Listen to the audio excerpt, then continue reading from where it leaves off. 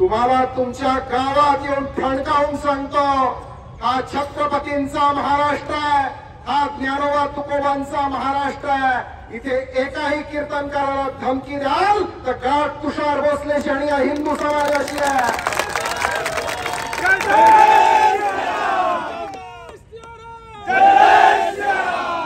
तुमचा जन्म कोणत्या धर्मात झाला मला ठाऊक नाही, पण तुम्ही इटालियन बाईच्या घरचं खाऊन खाऊन खाऊन खाऊन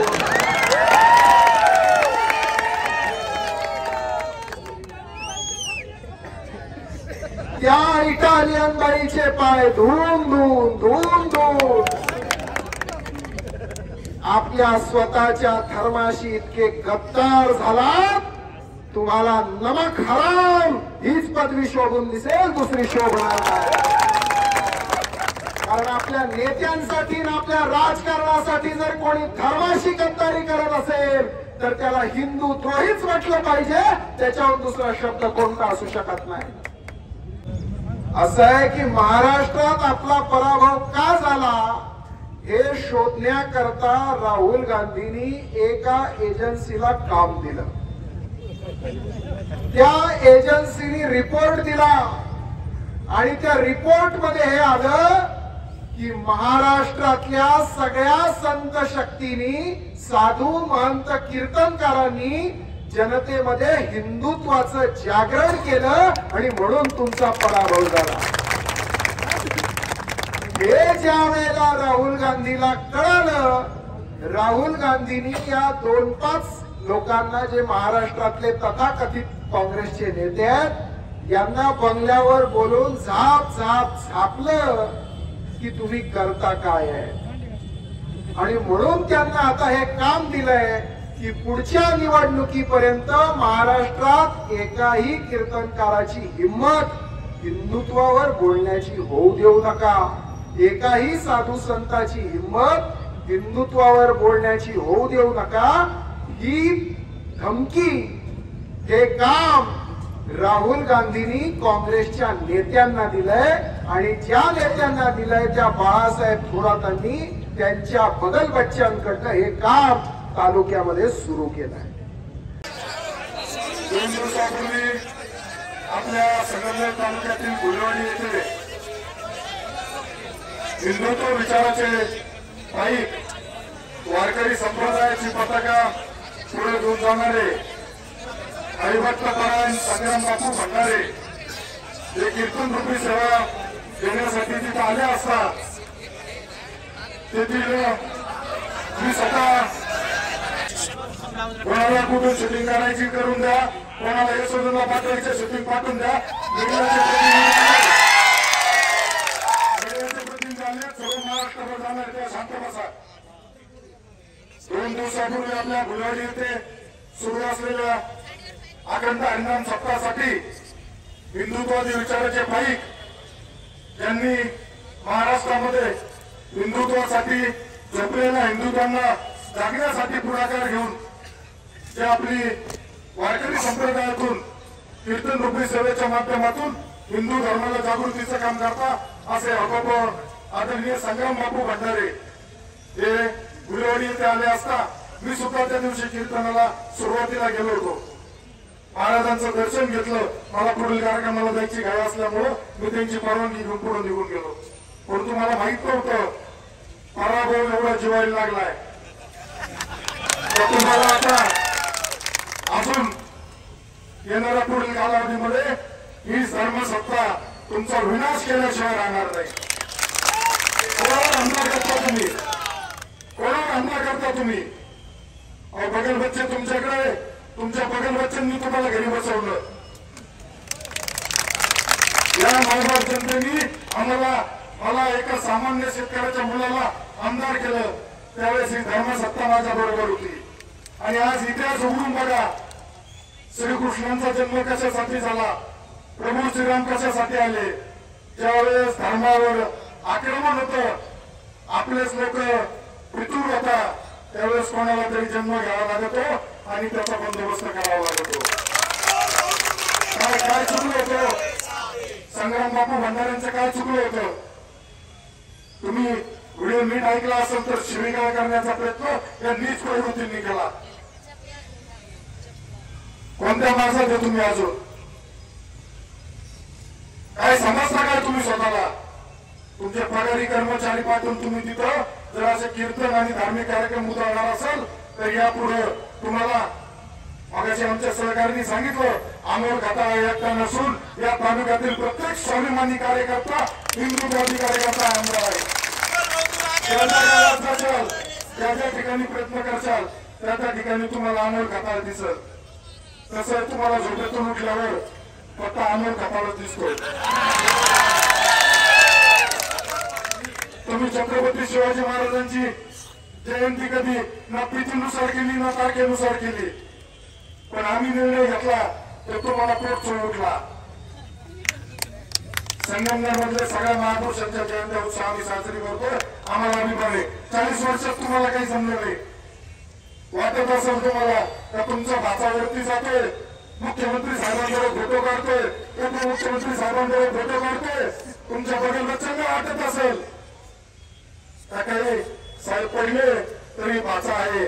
अरे बाबा, मामा टेकावला, भाचा बी टेकावणार आहे आम्ही.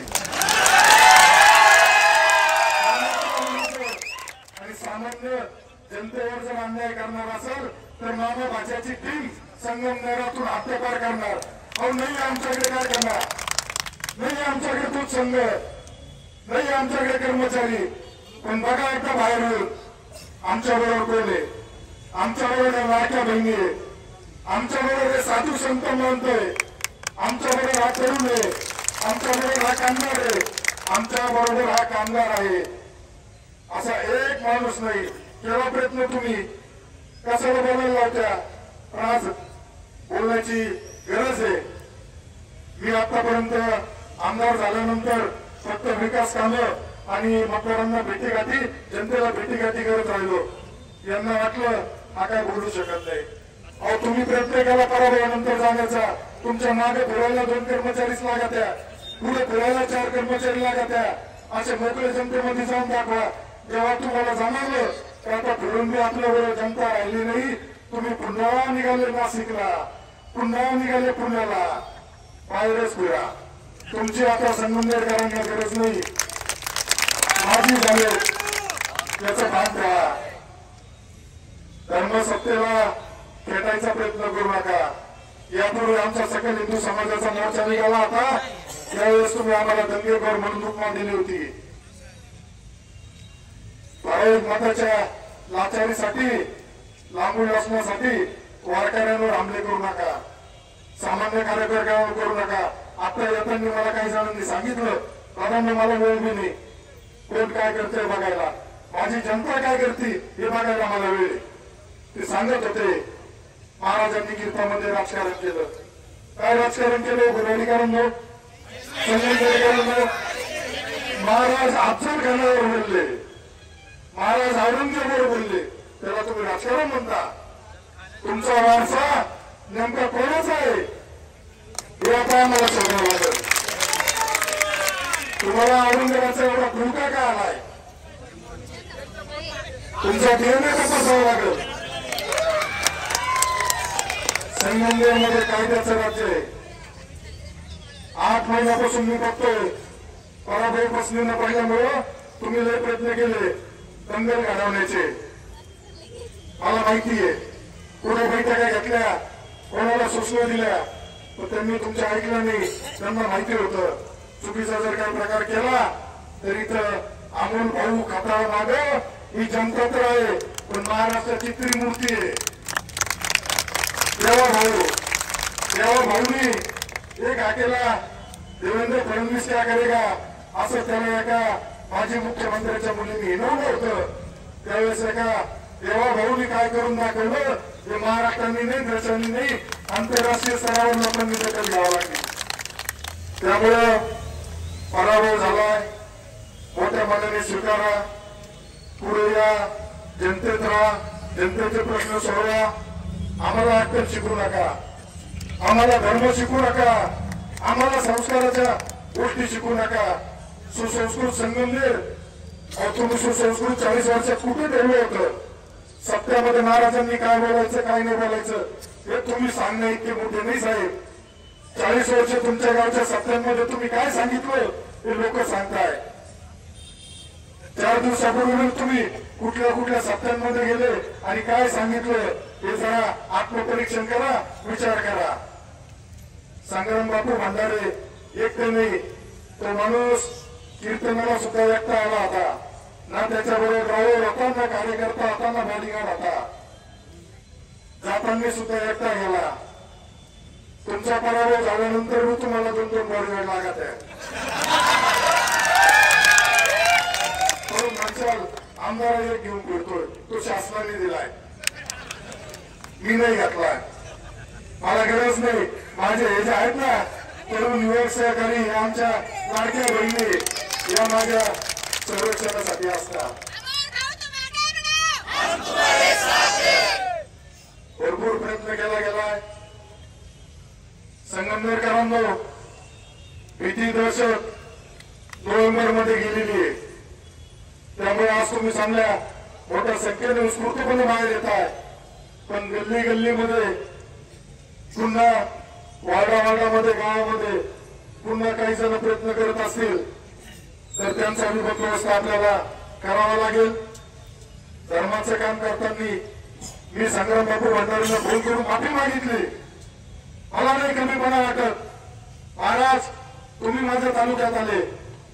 दुर्दैवाने इथल्या काही समाजकंटकांनी तुमच्याविषयी अपशब्द वापरले, तुमच्यावरती हमला करण्याचा प्रयत्न केला. मला त्याचं दुःख आहे. मी या तालुक्याचा प्रथम नागरिक म्हणून पुन्हा आज जाहीर माफी मागतो.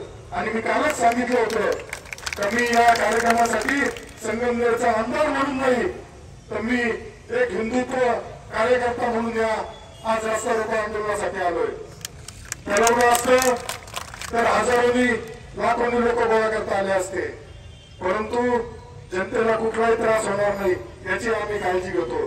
रस्ता रोकोसाठीचं ठिकाण सुद्धा गोष्टीने घेतलंय, जेणेकरून आजूबाजूच्या रस्त्यांनी सुद्धा वाहतूक केली तरी आम्हाला कुठल्याही सामान्य जनतेला त्रास द्यायचा नाही.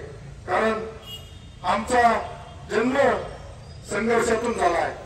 आम्ही आंदोलनातूनच पुढे आलोय. पण आंदोलनातून पुढे येताना आम्ही आंदोलन कधी बी केले असतील तर या मायबाप जनतेच्या प्रश्नासाठी केले, या मायबाप जनतेच्या हितासाठी केले. तुमची दादागिरी दहशत 40 वर्षापासून असलेली मोडून काढली, त्याचं दुःख तुम्हाला खूप आहे. हे रोज आम्ही बघतोय, अख्खा महाराष्ट्र बघतोय. पण तुम्हाला ते काय मान्य होत नाही, पसनी पडत नाही. पण त्यांनी काय या तालुक्याचा आमदार बदलणार नाही. पुढच्या 5 वर्षाची निवडणुकीची तुम्ही मला मोकळं मार्ग करून आजच देताय, त्याबद्दल सुद्धा मी तुमचे खूप आभार मानतो. परमेश्वर तुम्हाला अशीच दुर्वृत्ती देत राहो अशी परमेश्वरला प्रार्थना करतो. आणि पुन्हा एक इशारा देतो. इशारा देणं योग्य नाही. आता काही जणांनी सांगितलं गुन्हे दाखल झाले, त्याच्यावरून नाही म्हणजे खोटे गुन्हे दाखल झाले. अरे काही जणांची नाही, मनाची तर लाच झाला. महाराजांना अपशब्द वापरतांचे व्हिडिओ व्हायरल झाले, गाडी फोडल्याचा व्हिडिओ आलाय, तरी तुम्ही म्हणता महाराजा गुन्हे दाखल झाले पाहिजे. असं होणार नाही. संगमनेर मध्ये कायद्याचं राज्य आहे. या कायद्याच्या राज्यामध्ये उद्या तुम्हाला हौस असेल, खुमखुमी असेल, तुम्ही प्रयत्न करून बघा. तुम्हाला सुद्धा कायद्याच्या राज्यानुसार कारवाईला सामोरं जावं लागेल. त्यामुळे जे तुमचे पीए बगल बच्चे अजून थोडा मास करताय, त्यांना इशारा देतो. मित्रांनो, तुम्ही ज्या आकाच्या जे ओरडा मारताय ना, त्या आकाला या सामान्य जनतेने घरी बसवलंय. त्यामुळे आमच्या जनतेचा, वारकऱ्यांचा नाद करू नका.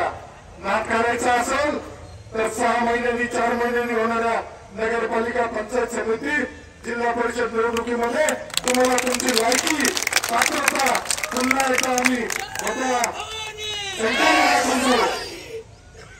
आता आपल्या सर्वांना आजच्या याच्यासाठी प्रवासातून जात असलेले तुषार महाराज भोसले यांनी सुद्धा आपल्या इथं आज येण्याचं कारण त्यांना सुद्धा धर्माचं काम करताना आज देवाभाऊच्या गावामध्ये असे जर साधू संतांवरती महाराजांवरती हमले होत असेल तर याचं दुःख असल्यामुळं ते सुद्धा आज आपल्या भावना व्यक्त करण्यासाठी निषेध करण्यासाठी संगमनेरात आले. मी परवा घडलेल्या दुर्दैवी घटनेचा पुन्हा निषेध व्यक्त करतो आणि संग्राम बापू भंडारे महाराजांची पुन्हा माफी मागतो. महाराज यापुढे संगमनेरात प्रत्येक वेळेस तुम्हाला बोलवण्यात येईल. बऱ्यापैकी आमच्या ताईंनी सांगितलं होता का लवकरच तुमचा कीर्तनाचा कार्यक्रम मोठ्या स्वरूपात संगमनेरमध्ये आयोजित आम्ही करू. त्यावेळेस कोणा भिंगत त्यांनी यावं तिथं त्यांचा बंदोबस्त आमच्या या लाडक्या बहिणी करतील. आपण सर्वांना विनंती करतो यापुढे सुद्धा असा प्रयत्न होईल उकसवण्याचा भांडणाचा त्यावेळेस संयमाने घ्या. कायद्याचं राज्य आहे. गुन्हे दाखल झाले, पोलिसांना सूचना दिल्या अटक करा. आज रात्रीपर्यंत अटक होतील. अटक झाली नाही तर त्यांना उत्तर अमोल खात्याला द्यायचंय. देवेंद्र फडणवीस साहेबांना त्यांना उत्तर द्यायचंय. आणि या सर्व महाराष्ट्रातील साधू संतांना महाराजांना वारकरी संप्रदायाला उत्तर द्यायचंय. त्यामुळे मला वाटत नाही आता राहिला नाही अधिकाऱ्यांवर सुद्धा कोणाचा दबाव राहिला नाही पहिल्या काळात सारखा. त्यामुळे अजिबात आपण सर्वांनी निश्चित आपण सगळ्यांनी निर्णय घेतला होता सकल हिंदू समाजाच्या वतीने रस्ता रोको करायचा. त्याला पाठिंबा देण्यासाठी ते कार्यकर्ता हिंदुत्ववादी कार्यकर्ता म्हणून